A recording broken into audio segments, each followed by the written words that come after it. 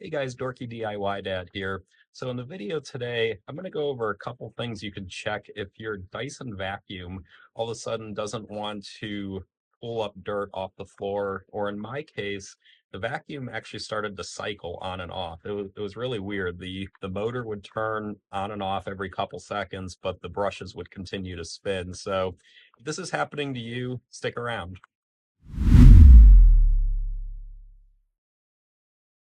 Hey guys, so as I said earlier, our vacuum started to act up a little bit. It was losing a lot of suction, it was going through battery power really quickly, and the motor was also cycling on and off. And it was kind of weird because the brushes would continue to spin, but the actual vacuum motor would just turn on for a couple seconds, turn off for a couple seconds, and just keep going back and forth. So wanted to go over a couple things you could try, show you what I did to help deal with this issue.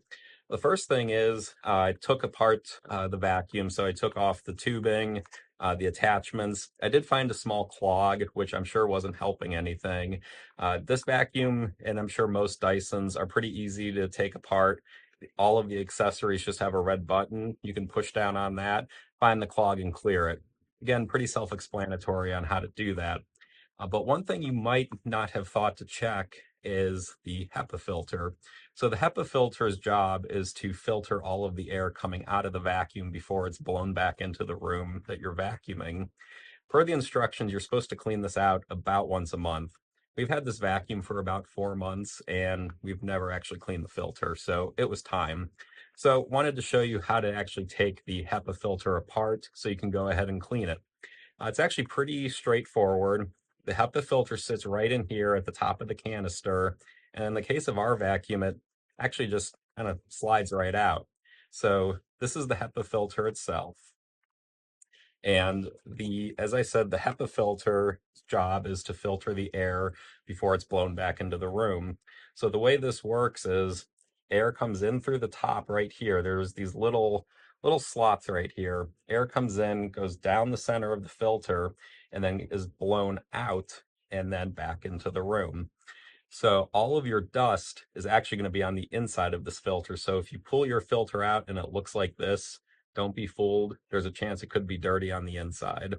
So the way you take this apart, and it is a little tricky, but you'll see there are these little tabs right here, and there are about 3 of them. And the idea is you have to flip these or push these tabs in to pop this filter housing off. And again, you're going to probably want a flathead screwdriver to do this.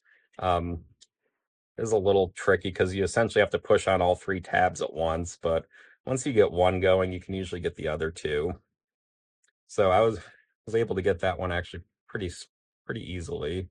Uh, so all you're going to do here is pull the filter right off. Now, also per the instructions, you could just wash this with water. On the other hand, I actually just used our air compressor. I blew some compressed air down on the outer diameter of the filter, and then you saw all of this dust blowing out the end. The reason I wouldn't want to blow air down through the center or run water down through the center is all of that dust, or most of that dust, is going to be sitting more or less right on the surface, or just, yeah, a couple thousandths of an inch into the filter. By blowing air down or running water down the center of the filter, you think about it, you're just going to be pushing the dust further into the filter.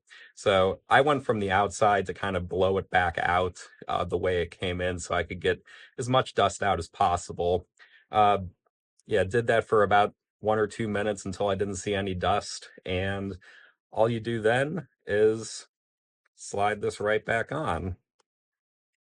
And again, you just lock these tabs back into place and you align this back up and you're good to go. I mean, it's about as simple as that. There's not a lot to it. Uh, Again, if you use water, make sure that the filter is completely dry before you stick it back in your vacuum. Otherwise, you're going to be sucking up water and you may damage your vacuum. So, hope you found this video helpful. If you did, please hit the like button and consider subscribing. Until next time, I'm the Dorky DIY Dad.